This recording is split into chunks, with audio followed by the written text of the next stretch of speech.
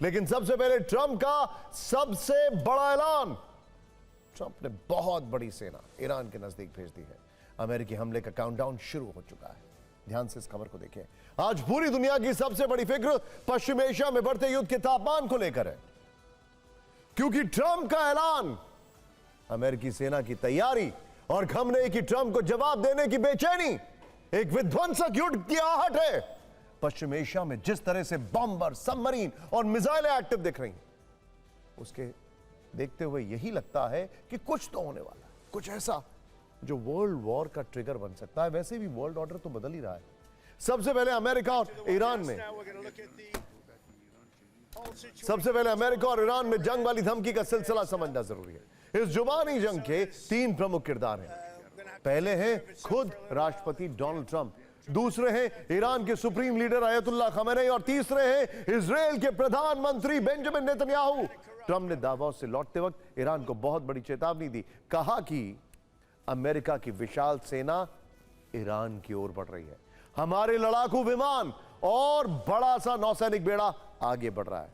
सही बात है।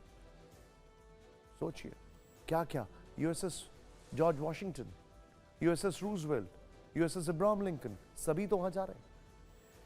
ईरान की ओर से भी ट्रंप को तुरंत करारा जवाब दिया गया। आईआरजीसी के कमांडर जनरल मोहम्मद पाकपुर ने धमकी दी है, ईरान पर हमला हुआ तो अमेरिका को माकूल जवाब देंगे। ट्रंप ना भूले, ईरानी सेना की उंगलियां इस वक्त ट्रिगर पर है।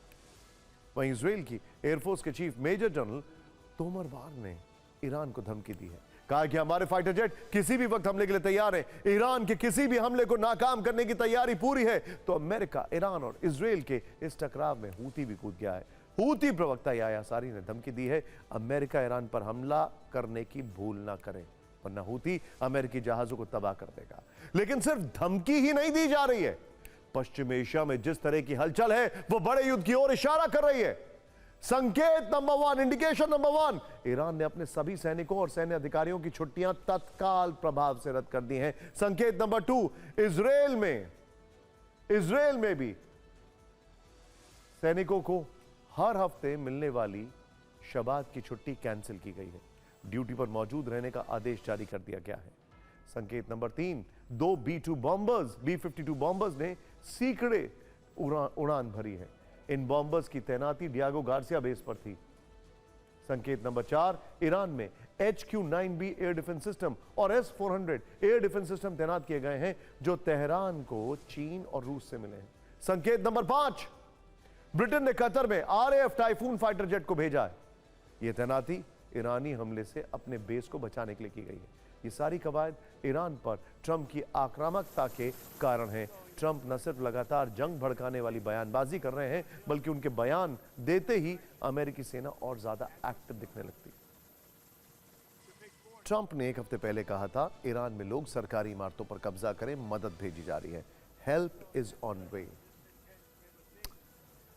उसके बाद ही अमेरिकी aircraft carrier USS Abraham Lincoln की मूवमेंट साउथ चाइना सी से गल्फ की ओर करा दी गई और ट्रंप ने अब कहा है कि वो ईरान की तरफ विशाल सेना भेज रहे हैं। अरब सागर में यूएसएस अब्राहम लिंकन के अलावा पश्चिमी एशिया में 3 और अमेरिकी एयरक्राफ्ट कैरियर की मूवमेंट देखी गई है।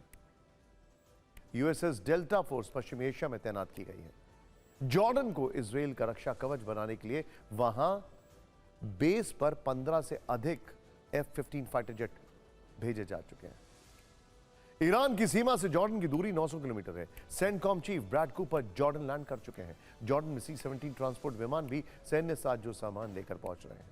पश्चिमी एशिया की ओर 10 एरियल रिफ्यूलिंग विमान रवाना किए गए। कतर के अल उदैद बेस में 4 अमेरिकी विमानों की मूवमेंट देखी गई है। पश्चिमी एशिया में 3rd एयर डिफेंस सिस्टम की तैनाती की गई है।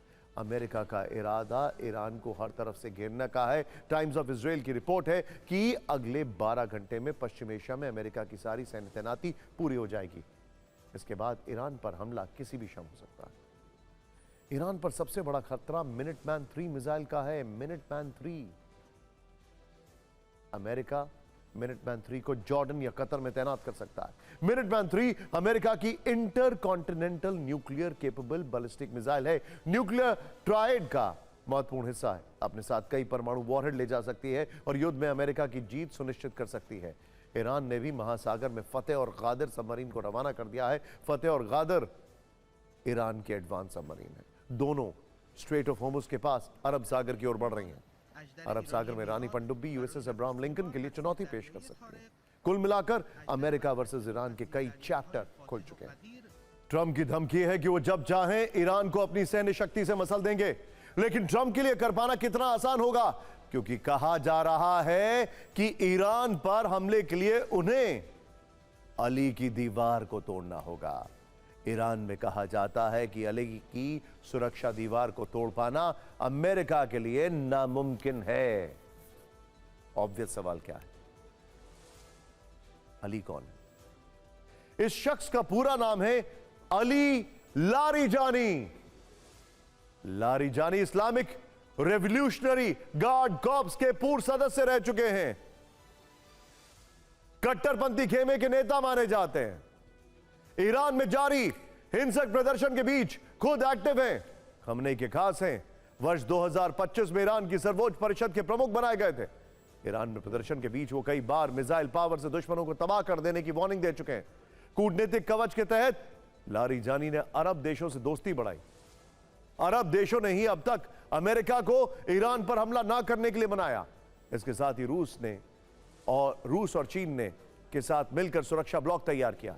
कहा जा रहा है कि सर्वोच्च परिषद का प्रमुख बनने के बाद लारिजानी ने ईरान की ऐसी मजबूत किलाबंदी की है जिसके कारण अमेरिका चाहकर भी तेहरान पर हमला नहीं कर पा रहा।